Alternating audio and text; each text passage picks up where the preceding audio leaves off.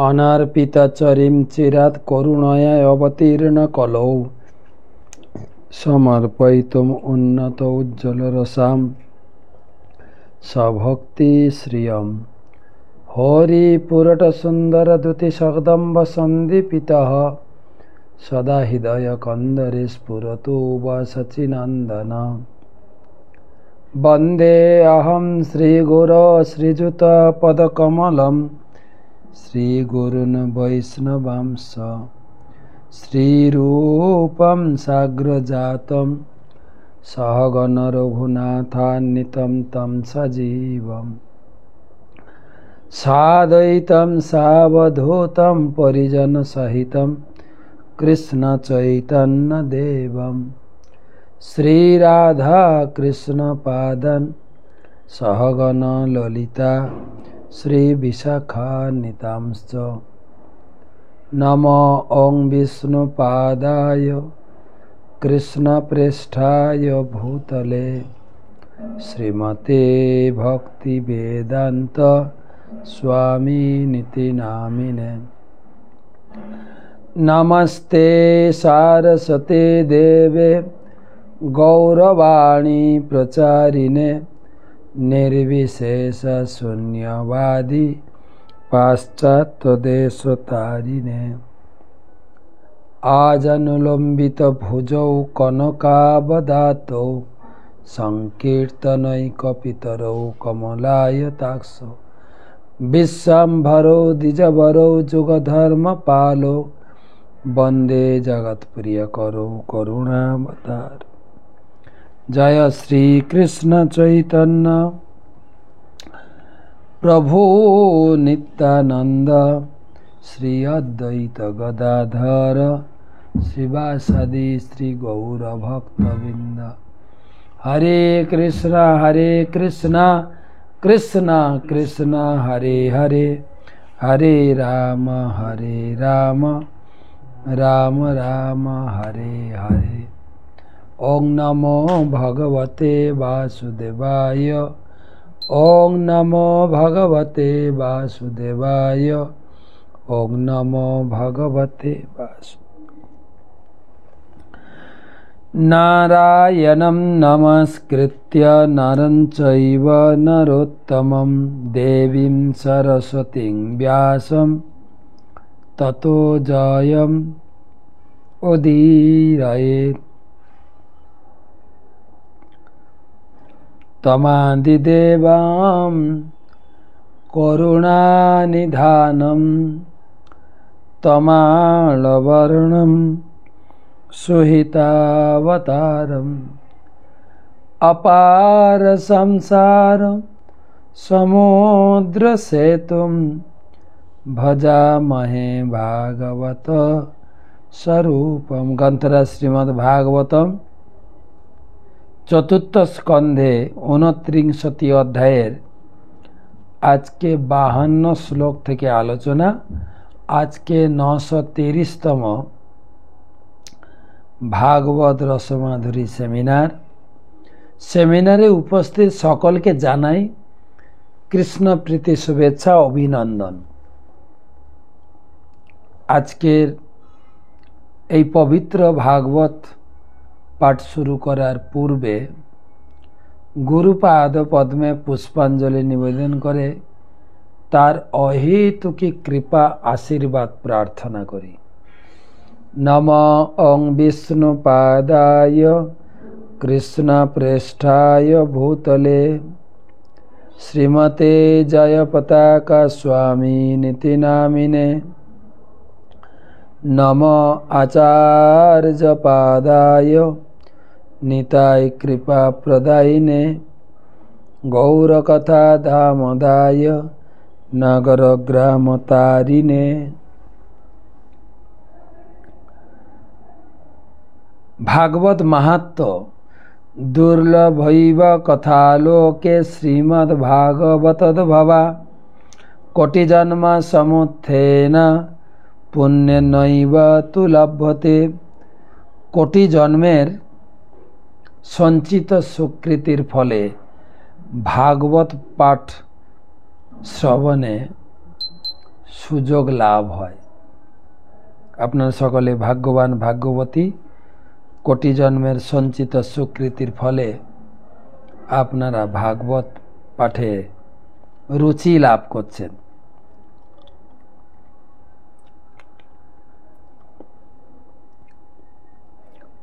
বাহান্ন শ্লোক, দা পঞ্চতিতম শ্লোক। নারদ উবাচ প্রশ্ন এবং হি সংচ্ছিন্ন ভবত পুরুষর্ষব অত্র মে বদত গুহ্যম নিশাময় সুনিশ্চিতম। নারদ উবাচ প্রশ্ন এবং হি সংচ্ছিন্ন ভবত পুরুষর্ষভ অত্র মে বদত গুহ্যম নিশাময় সুনিশ্চিতম। দেবর্ষি নারদ বললেন, হে পুরুষ শ্রেষ্ঠ, আপনি যে প্রশ্ন করেছিলেন তার উত্তর আমি প্রদান করলাম। এখন সাধুসম্মত এবং অত্যন্ত গোপনীয় আর একটি বিষয় আমি বলছি, সেই কথা শ্রবণ করুন। এতক্ষণ কয়েকটা অধ্যায়ে নারদ মুনি উপদেশ প্রদান করলেন, তাও আবার বলছেন আরও উচ্চতর জ্ঞান, আরও গোপনীয় জ্ঞান তোমাকে দেব।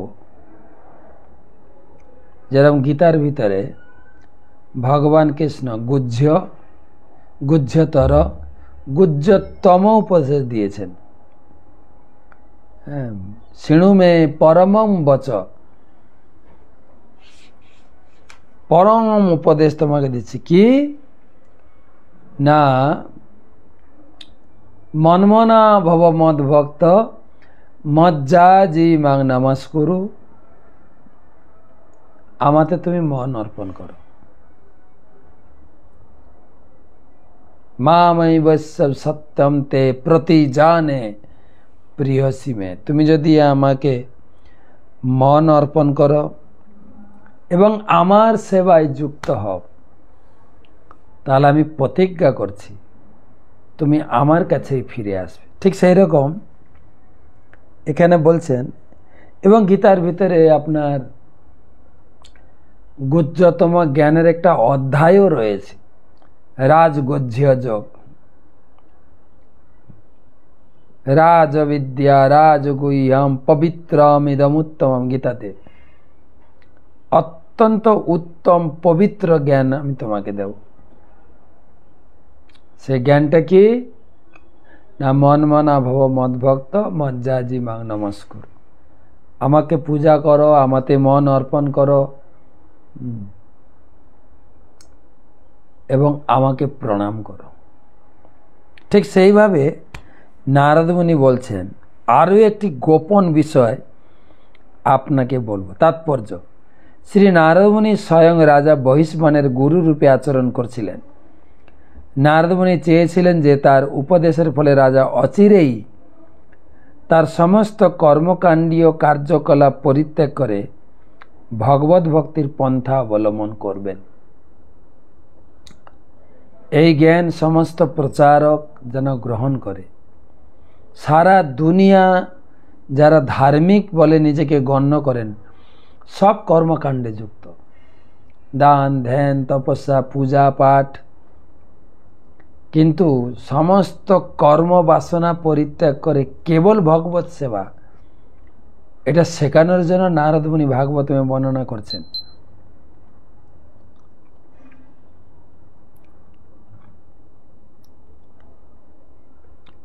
কিন্তু রাজা যদিও সবকিছু বুঝতে পেরেছিলেন, তবুও তিনি সেই সমস্ত কার্যকলাপ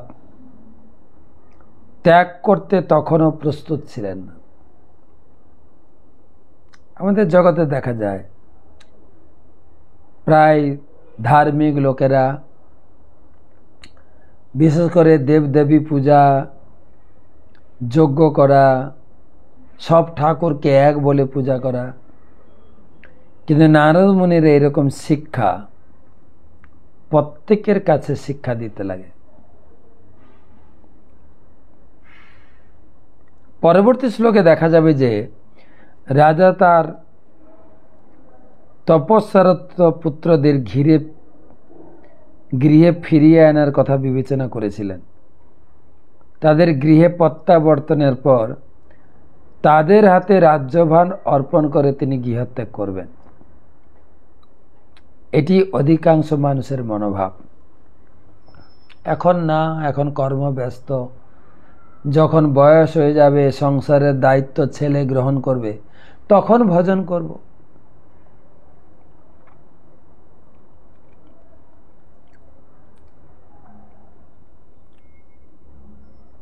এটি অধিকাংশ মানুষের মনোভাব। তারা সদ্গুরু গ্রহণ করে, তার উপদেশ শ্রবণ করে, কিন্তু শ্রী গুরুদেব যখন ইঙ্গিত করেন গৃহত্যাগ করে সম্পূর্ণরূপে ভগবানের সেবায় যুক্ত হতে, তখন তারা ইতস্তত করে। শ্রী গুরুদেবের কর্তব্য হচ্ছে শিষ্য যতক্ষণ পর্যন্ত হৃদয়ঙ্গম করতে না পারে যে জড়জাগতিক জীবন সকাম কর্ম তার পক্ষে মোটেই ফলপ্রদ নয়, ততক্ষণ পর্যন্ত তাকে উপদেশ দেওয়া। প্রকৃতপক্ষে জীবনের শুরু থেকেই ভগবত ভক্তির পন্থা অবলম্বন করা উচিত। সেই সম্বন্ধে প্রহ্লাদ মহারাজ উপদেশ দিয়েছেন, কৌমার আচরেত প্রাজ্ঞ ধর্মান ভাগবতানিহ। বেদের সমস্ত নির্দেশ থেকে আমরা বুঝতে পারি যে যতক্ষণ পর্যন্ত কৃষ্ণ ভাবনামিত ও ভগবত ভক্তির পন্থা অবলম্বন না করা হয়, ততক্ষণ পর্যন্ত এই জড়জগতে সকাম কর্মে অনর্থক মানুষের সময়ের অপচয় হয়। যতক্ষণ না ভগবানের সেবায় যুক্ত হচ্ছি, তার সমস্ত সময় সমস্ত কর্ম বৃথা। মোঘাসা, গীতাতে বলেছে, মোঘাসা মঘ কর্মাণ মঘ জ্ঞানা বিচেতস রাক্ষসিং আসুরিং চৈব প্রকৃতিং মোহিনীম শ্রিতা। ভগবত সেবা ব্যতীত বাকি সম্পূর্ণটা বৃথা, সম্পূর্ণ। এমনকি ভগবত ভক্তিতেও যদি কেউ গীতা ভাগবত শ্রবণে তার সময়কে, তার মনকে, তার শরীরকে, তার ইন্দ্রিয়কে নিযুক্ত না করছে, সে ভগবত ভক্তিও বৃথা। শ্রবণ, কার কত শ্রবণে রুচি জাগ্রত হয়েছে।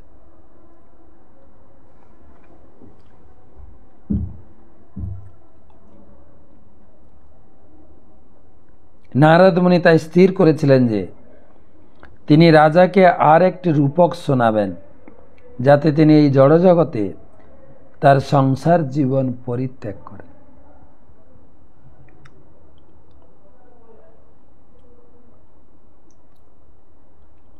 আরেকটা কাহিনী বলতে চাচ্ছি।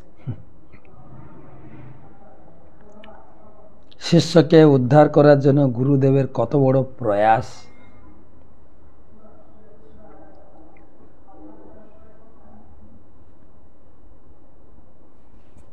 53 শ্লোক।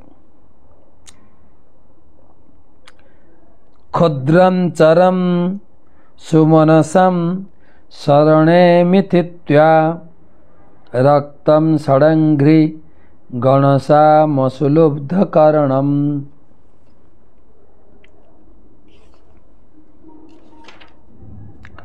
অগ্রে বৃকান সুতপোহ বিগণজ্যজান্তম পৃষ্ঠে মৃগং মৃগয় লুব্ধ কবাণ ভিন্যম।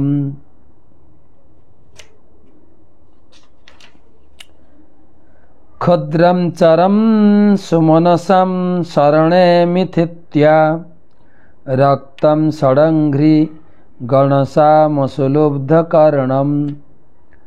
অগ্রে বিকান সুতপোহ বিগণজ্যদান্তম পৃষ্ঠে মৃগং মৃগয় লুব্ধ কবাণ ভিন্যম।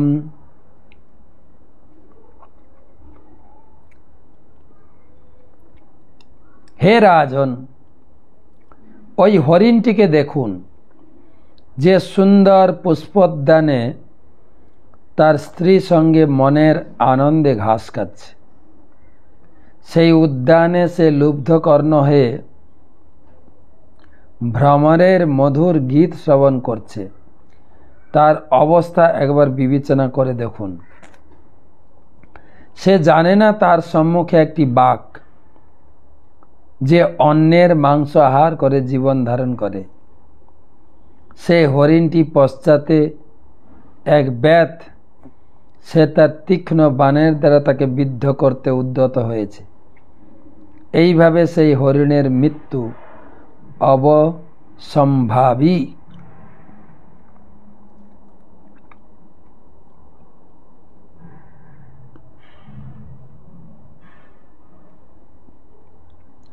আরেকটা রূপক কাহিনী।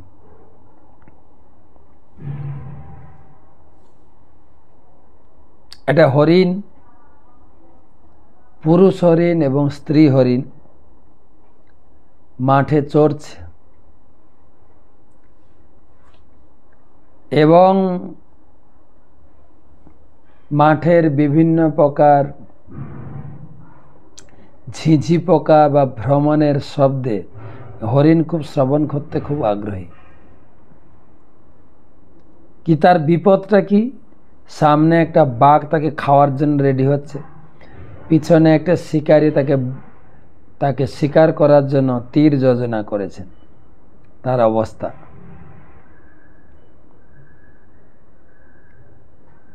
তাৎপর্য, এই রূপকটির মাধ্যমে হরিণের অত্যন্ত বিপজ্জনক অবস্থার কথা বিচার করতে রাজাকে উপদেশ দেওয়া হয়েছে। হরিণটি যদিও চারিদিক থেকে বিপদগ্রস্ত হয়েছে, তবুও যে সেই বিপদ সম্বন্ধে সম্পূর্ণ উদাসীন। সেই সুন্দর পুষ্পোদ্যানে মনের আনন্দে ঘাস খেতে থাকে। সমস্ত জীবেরাই, বিশেষ করে মানুষেরা, তাদের আত্মীয় স্বজন পরিবৃত হয়ে নিজেদের অত্যন্ত সুখী বলে মনে করে। যেন পুষ্পোদ্যানে বাস করে মধুর ভ্রমর গীত শ্রবণ করে সকলেই গৃহস্থ জীবনে সৌন্দর্যস্বরূপ স্ত্রীকে কেন্দ্র করে জীবনযাপন করছে। জীবনের কেন্দ্রবিন্দু হচ্ছে স্ত্রী।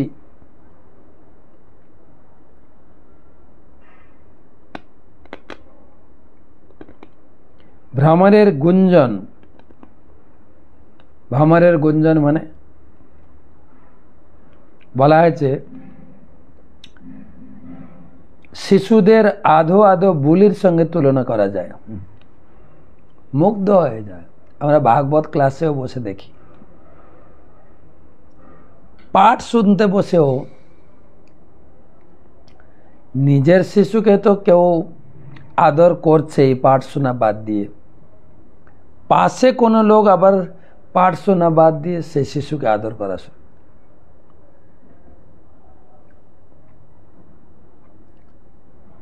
কি সুন্দর উদাহরণ। স্ত্রীকে কেন্দ্র করে জীবন, আর গুনগুন শব্দ হচ্ছে শিশুদের আধো আধো বুলি। মানুষের অবস্থা ঠিক সেই রকম হরিণের মতো, যার সম্মুখে রয়েছে একটি বাঘ। বাঘটা হচ্ছে সর্বগ্রাসী কালের প্রতীক, কাল।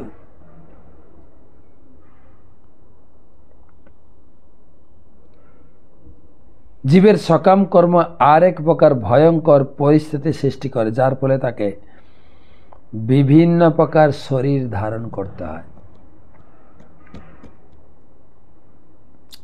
সে মরণ কুয়ার কথা আমরা আগে শুনেছি। একটা লোক জঙ্গলে হাঁটতে হাঁটতে গিয়ে একটা ঘাসে আচ্ছাদিত কুয়ার ভিতরে পড়ে যাচ্ছে। তো পড়ে যাচ্ছে তো দেখে দুই দিকে দুই গুচ্ছ ঘাস দু হাতে ধরে ঝুলে আছে। যা বেঁচে গেলাম।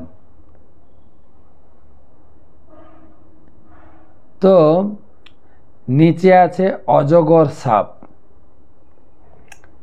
আর উপরে আছে বাঘ। বাঘ হাঁ করে তাকিয়ে আছে, তাকে উঠলেই খাবো। আর নিচে সাপ আছে, পড়লেই খাবো। তো পড়ছে না, উপরে উঠছে না, দুই দিকে দুই গুচ্ছ ঘাস ধরে ঝুলে আছে। আবার দেখছে একটা সাদা ইঁদুর একটা কালো ইঁদুর সেই ঘাস গুচ্ছকে কুটকুট কুটকুট কুটকুট করে কাটছে। ঘাস যে ধরে ঝুলতে ধীরে ঘাসের মুঠিটা ছোট হয়ে যাচ্ছে, ছিঁড়ে নিচে পড়বে। এদিকে উপর থেকে গাছের ডাল থেকে এক ফোঁটা করে মধু পড়ছে। একবার মুখে পড়েছে, কি টেস্ট মধুটা। এবারে সেই মধুটাকে মুখে ক্যাচ করার জন্য মধুটা যেভাবে পড়ছে, মধুটা পড়া আর মুখে সেটিং করছে, যখনই মধুটা পড়বে আমার মুখে যেন পড়বে। এই মধুর দিকে তাকাতে তাকাতে সে ভুলেই গেছে যে নিচে অজগর সাপ, উপরে বাঘ। নিচে অজগর সাপ মানে মৃত্যু, উপরে বাঘ মানে হচ্ছে তার মুক্তি। এই হচ্ছে আমাদের অবস্থা। এখানে সেই বলা আছে, তৃষ্ণায় কাতর হয়ে বৃথাই মরীচিকার পিছনে ধাবিত হয়। হরিণেরা অত্যন্ত মৈথুন আসক্ত। যারা এইভাবে হরিণের মতো জীবন যাপন করে তারা অচিরেই কালের প্রভাবে নিহত হবে। ভয়ঙ্কর অবস্থা।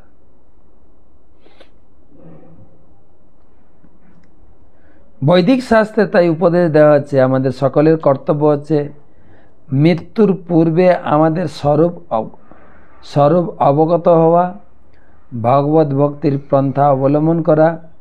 শ্রীমদ্ ভাগবত অনুসারে একাদশ স্কন্ধে নবম অধ্যায়ে 29 শ্লোকে বলা হয়েছে, লব্ধ্যা সুদুর্লভমিদম বহু সম্ভবান্তে মানুষসমর্থদম অনিত্যম অপিহ ধীরঃ তরুণম যতেত ন পতেত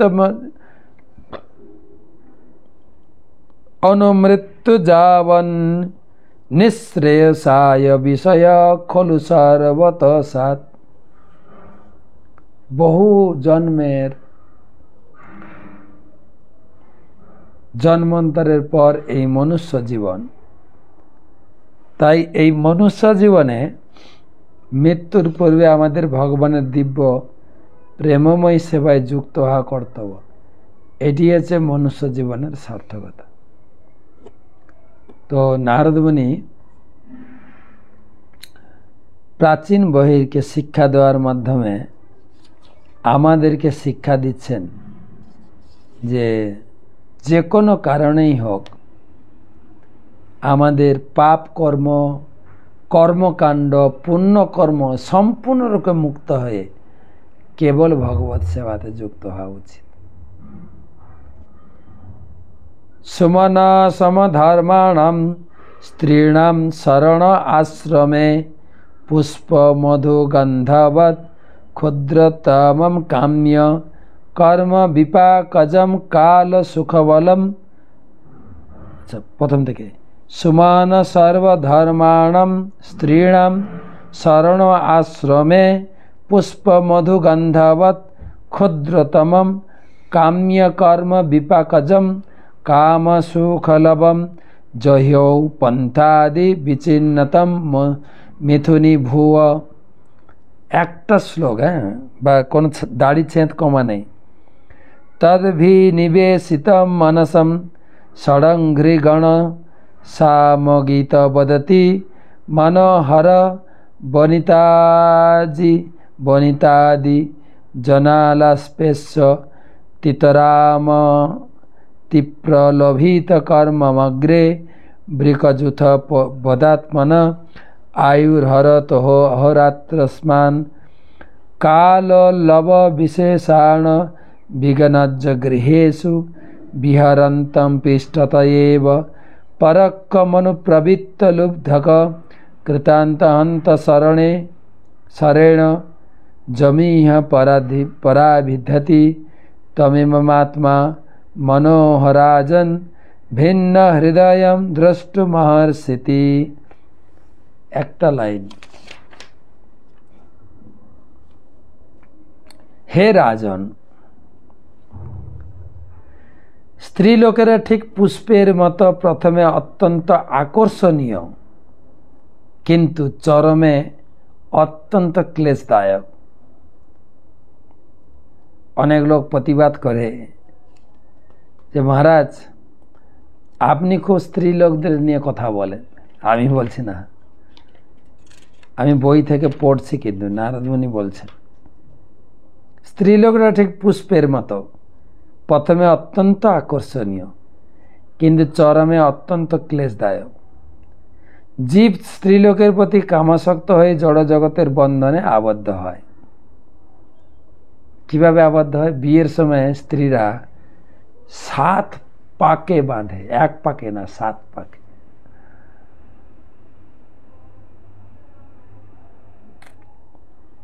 মানুষ যেভাবে ফুলের সৌরভ উপভোগ করে, ঠিক সেইভাবে সে মৈথুন সুখ উপভোগ করে। এইভাবে সে জিহ্বা থেকে উপস্থ পর্যন্ত ইন্দ্রিয় সুখের জীবন উপভোগ করে এবং তার ফলে সে তার গৃহস্থ জীবনকে অত্যন্ত সুখদায়ক বলে মনে করে।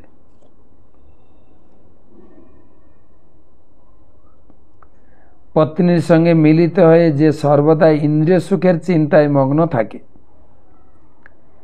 তার পত্নী এবং শিশুদের আলাপ তার কাছে অত্যন্ত শ্রুতিমধুর বলে মনে হয়, যা ঠিক ফুলে ফুলে মধু আহরণকারী ভ্রমণের মধুর গুঞ্জনের মতো। খুব সুখ বলে মনে করে। কিন্তু কবি বিদ্যাপতি বলছেন, তা তল সৈকতে বারি বিন্দু সম সুত মিত রমণী সমাজে।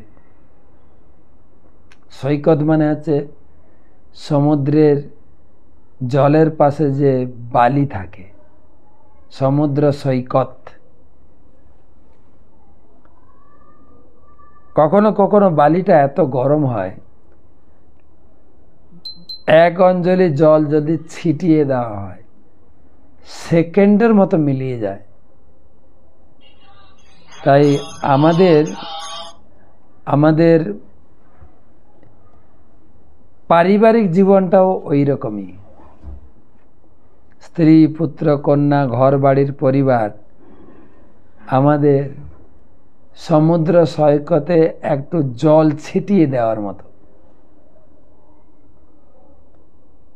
তো এখানে নারদ মুনি বলছেন, পত্নী শিশুদের আধো আধো বলি অত্যন্ত মনোরঞ্জন মধুর গুঞ্জনের মতো মনে হয়। সে ভুলে যায় যে তার সম্মুখে রয়েছে কাল, যা দিন ও রাত্রির মাধ্যমে তার আয়ু হরণ করছে। সে দেখতে পায় না যে ধীরে ধীরে তার আয়ু ক্ষয় হয়ে যাচ্ছে এবং সে মৃত্যুর নিয়ন্তা যমরাজকে একেবারেই গ্রাহ্য করে না, যিনি পশ্চাৎ দিক থেকে তাকে হত্যা করার চেষ্টা করছে। ব্যাধ মানে হচ্ছে মৃত্যু রূপী যমরাজ। সেই কথা হৃদয়ঙ্গম করার চেষ্টা করুন। আপনি অত্যন্ত বিপজ্জনক পরিস্থিতিতে রয়েছেন এবং চতুর্দিক থেকে আপনি অত্যন্ত সংকটাপন্ন। নারদ মুনি কাকে বলছেন? আমাদের সকলকে। যে পরিবার, সমাজ, আত্মীয় স্বজন নিয়ে দিন কেটেই যাচ্ছে, আর এদিকে কাল রূপ যমরাজ পিছনে দাঁড়িয়ে আছে আমার জীবনটা নেওয়ার জন্য। কালকে এক জায়গায় বলছিলাম যে আমাদেরকে জিজ্ঞাসা করা হয় তোমার বয়স কত বাংলায়, ইংরেজিতে কি জিজ্ঞাসা করে? How old are you? Old মানে তো বৃদ্ধ। তুমি কত বছরের বৃদ্ধ? মানে আমার বয়স যদি 70 বছর হয়, আমার বয়স যদি 20 বছর হয়ে যায়, হ্যাঁ, আয়ু যদি 70 বছর, তার মানে আমি 70-এর দিকে এগোচ্ছি 20 বছরের পিছনে ফেলে দিয়ে মৃত্যুর দিকে এগিয়ে চলেছি। খুব সংকটাপন্ন। অনেক বড় তাৎপর্য। শ্লোকটাও খুব বড়, অনুবাদও বড়, শ্রীকৃষ্ণের নিত্য দাস রূপে নিজের স্বরূপ বিস্মৃত হওয়াই হচ্ছে জড়জাগতিক জীবন। বিশেষ করে গৃহস্থ আশ্রমে এই বিস্মৃতি অত্যন্ত প্রবল। গৃহস্থ আশ্রমে ভুলে যায় সব কিছু, আনন্দে দিনগুলো সহজে চলে যায়।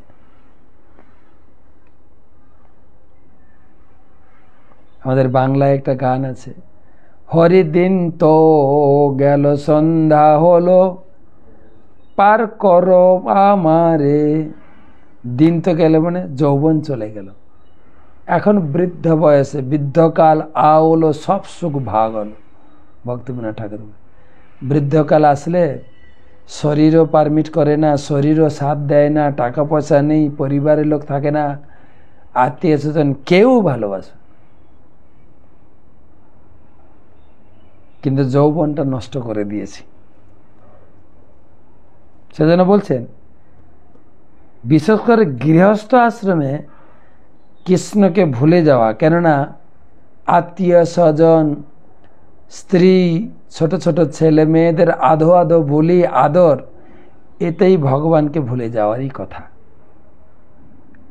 আশ্রমে, গৃহস্থ আশ্রমে যুবা পুরুষ একজন যুবতী স্ত্রীর পানি গ্রহণ করে, যে প্রথমে অত্যন্ত সুন্দরী থাকে, কিন্তু কালক্রমে বহু সন্তান প্রসব করার ফলে, সে বৃদ্ধ হয়ে যাওয়ার ফলে তার সৌন্দর্য হারিয়ে যায় এবং সারা পরিবারের ভরণ পোষণের জন্য সে তার পতির কাছে নানা প্রকার বস্তু দাবি করে, এটা দাও, ওটা দাও। পঞ্চম স্কন্ধে আমরা পড়ব, সংসারকে একটা গহন অরণ্যের সঙ্গে তুলনা করা হয়েছে। যেরকম অরণ্যে সব হিংস্র জন্তু জানোয়ার থাকে না, গৃহটাও সেরকম। ঘরে ঢুকলেই এটা দাও, ওটা দাও। হ্যাঁ, ঘরে সবজি নাই, চাউল নাই, গ্যাস নাই, তেল নাই, টাকা পয়সা নাই, টিউশনের ফি দেওয়া হয় নাই, সব নাই নাই নাই। আছেটা কি না, গ্যাসের বিল দেওয়া বাকি আছে, টিউশনের ফি দেওয়া বাকি আছে, ইলেকট্রিক বিল জমা দেওয়া বাকি আছে। এগুলো আছে, ওগুলো নেই। তোমার বকা খাওয়া বাকি আছে। তো এখানে বলছেন স্ত্রীলোক বহু সন্তান জন্ম দিয়ে তার সৌন্দর্য হারিয়ে ফেলে, পরিবার আত্মীয় স্বজন ভরণ পোষণের জন্য স্বামীর কাছে নানা প্রকার বস্তু দাবি করে। প্রভুপাদ লিখছেন ভাগবতমে, হ্যাঁ, তাৎপর্য,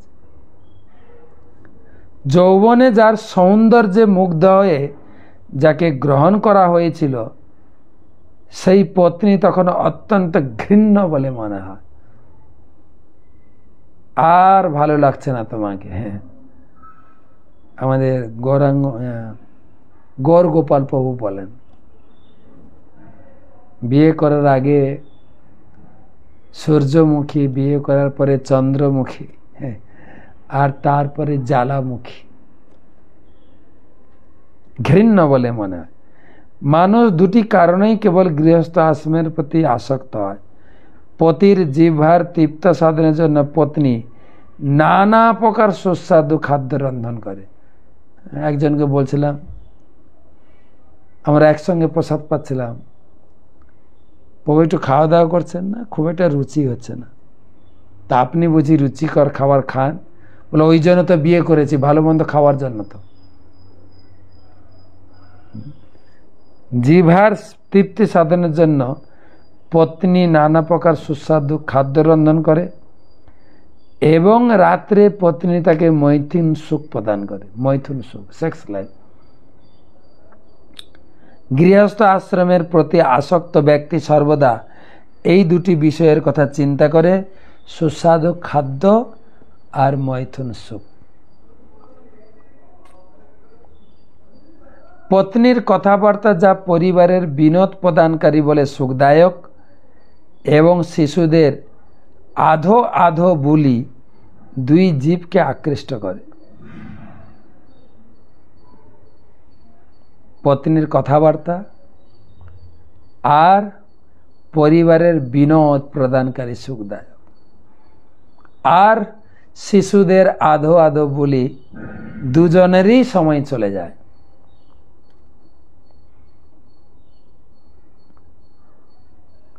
তার ফলে সে ভুলে যায় একদিন তাকে মৃত্যুবরণ করতে হবে এবং পরবর্তী জীবনে অনুকূল শরীর প্রাপ্ত হওয়ার জন্য তাকে প্রস্তুত হতে হবে। বিদ্যাভ্যাসে তাকে প্রস্তুত হতে হবে। পুষ্পোদ্যানে হরিণের রূপকটির মাধ্যমে দেবর্ষি নারদ রাজাকে বুঝিয়েছেন যে রাজাকেও একদিন এই প্রকার পরিস্থিতিতে আটকে পড়তে হবে। প্রকৃতপক্ষে প্রতিটি ব্যক্তি এই প্রকার গৃহস্থ জীবনের বন্ধনে আবদ্ধ, যা তাদের ভ্রান্ত পথে পরিচালিত করে। এইভাবে জীব ভুলে যায় যে তাকে তার প্রকৃত আলোয় ভগবত ধামে ফিরে যেতে হবে। সে কেবল তার পারিবারিক জীবনের বন্ধনে আবদ্ধ হয়ে পড়ে। প্রহ্লাদ মহারাজ তাই ইঙ্গিত করেছেন, হিতাত্মপাতম গৃহ অন্ধকূপম বনম গত যত হরিম আশ্রয়েত। সংসারের এই ঝুট ঝামেলা থেকে মুক্ত হয়ে বনে গিয়ে হরির আশ্রয়ে ভজন শুরু করুন। হরিম আশ্রয়েত। গৃহস্থ জীবন ঠিক অন্ধকূপের মতো, যাতে পতিত হয়ে মানুষ অসহায়ভাবে মৃত্যুবরণ করে। প্রহ্লাদ মহারাজ উপদেশ দিয়েছেন যে ইন্দ্রিয়গুলি যখন সক্রিয় থাকে এবং শরীর যখন যথেষ্ট বল থাকে, তখন গৃহস্থ আশ্রম ত্যাগ করে বৃন্দাবনে গিয়ে ভগবানের শ্রীপাদপদ্মের আশ্রয় গ্রহণ করা উচিত। বৈদিক সভ্যতায় 50 বছর বয়সে গৃহস্থ জীবন ত্যাগ করতে হয় এবং তারপর বানপ্রস্থ আশ্রম অবলম্বন করার পরে অবশেষে নিঃসঙ্গ সন্ন্যাসীর জীবন গ্রহণ করতে হয়। সেটি হচ্ছে বর্ণাশ্রম ধর্ম নামক বৈদিক সভ্যতা। সারা জীবন তো সংসারে থাকতে পারেন না।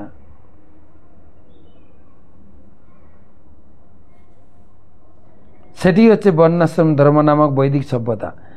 কেউ যখন গৃহস্থ জীবন উপভোগ করার পর সন্ন্যাস আশ্রম অবলম্বন করেন, তখন তিনি পরমেশ্বর ভগবান বিষ্ণুর প্রসন্নতা বিধান করেন। গৃহস্থ জীবনে বা সংসার জীবনে নিজের অবস্থা উপলব্ধি করা কর্তব্য। তাকেই বলা হয় বুদ্ধিমত্তা। এই অবস্থা বইতে লেখা আছে। আবার সংসার জীবনে লোকে হাড়ে হাড়ে উপলব্ধিও করে। স্ত্রী হয়তো ঝগড়াঝাটি করে, কষ্ট দিয়ে চলেও গেছে, ডিভোর্স, আবার বিয়ে করছে, আবার বিয়ে করছে।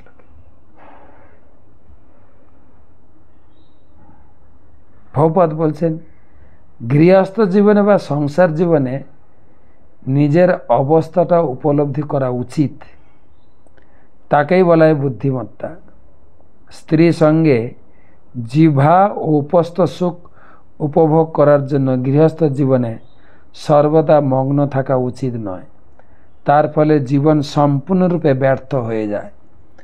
বৈদিক সভ্যতায় জীবের বিশেষ স্তরে গৃহস্থ জীবন পরিত্যাগ করা অবশ্য কর্তব্য বলে বিবেচিত হয়েছে। প্রয়োজন হলে জোর করেও তা করতে হয়। দুর্ভাগ্যবশত আজকালকার তথাকথিত বৈদিক সভ্যতা অনুসরণকারীরা তাদের জীবনের অন্তিম সময় পর্যন্ত তাদের পরিবার পরিত্যাগ করতে করে না। অবশেষে মৃত্যু জোর করে তার পরিবার থেকে তাকে বিচ্ছিন্ন করে দেয়। মৃত্যু এসে পরিবার থেকে আলাদা করে দেয়।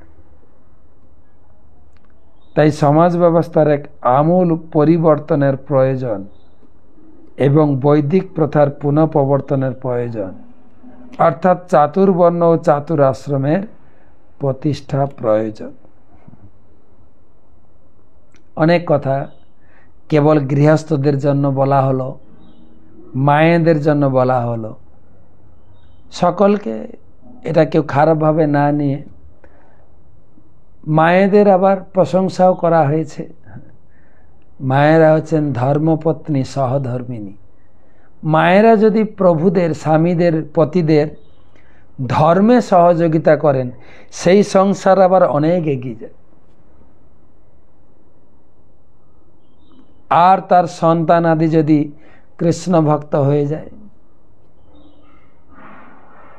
ধ্রুব মহারাজের মতো যদি কৃষ্ণ ভক্ত হয়ে যায়, তাহলে তো পিতা মাতা 21 পিঢ়িকে উদ্ধার করতে পারবে। সংসার জীবনের সুবিধা অসুবিধা, যদিও এই 3টা শ্লোকে শুধু অসুবিধার কথা বলা হলো, কিন্তু কোথাও কোথাও বলে সংসার জীবনটা হচ্ছে অত্যন্ত সুবিধাজনক। পুরুষের ইন্দ্রিয়কে শান্ত করে সে ভগবত ভজনে মনকে স্থির করতে পারে।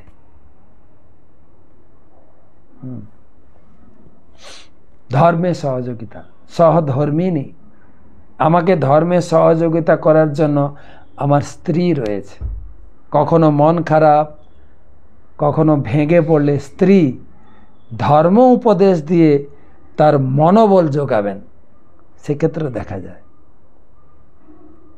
অনেক ক্ষেত্রে সেদিকটাও বিচার বিবেচনা। তাই চৈতন্য মহাপ্রভু বলেছেন, গৃহে থাকো বনে থাকো। বনে মানে সন্ন্যাসী বা বানপ্রস্থি, আর গৃহে মানে গৃহস্থ। যে আশ্রমে থাকো না কেন, ইথে তর্ক অকারণ, সদা হরি বলে ডাকো। যেই হরি ভজে সেই বড়। হরি ভজন করতে পারলেই গৃহস্থ, বানপ্রস্থ, সন্ন্যাস, যে ভজে সে বড়। স্বামী স্ত্রী পুত্র কন্যা পরিবারে যদি ভজন হয়, তাহলে সেই সংসার তো অনেক এগিয়ে ছিল। ভক্তি বিনোদ ঠাকুর 13টি সন্তান ছিল, আমি 12টি জানতাম, সেদিন পড়লেন 13টি সন্তান ছিল, 2টো স্ত্রী ছিল, তাও তিনি হচ্ছেন 7ম গোস্বামী। তো আজকে আর প্রশ্ন উত্তর নেব না, সময় অনেক রাত হয়ে গেছে। তো আজকে এইখানে রাখছি। আমরা 3টি শ্লোক পড়লাম। সংসার জীবনের ইতিকথা, আমাদের নিজস্ব সংসার জীবনের উপলব্ধি কথা নারদ মুনি সবাইকে শেয়ার করে শোনাচ্ছেন, মনে করিয়ে দিচ্ছেন সংসারের স্মৃতি। সবাই ভালো থাকবেন, সুস্থ থাকবেন। শুভরাত্রি।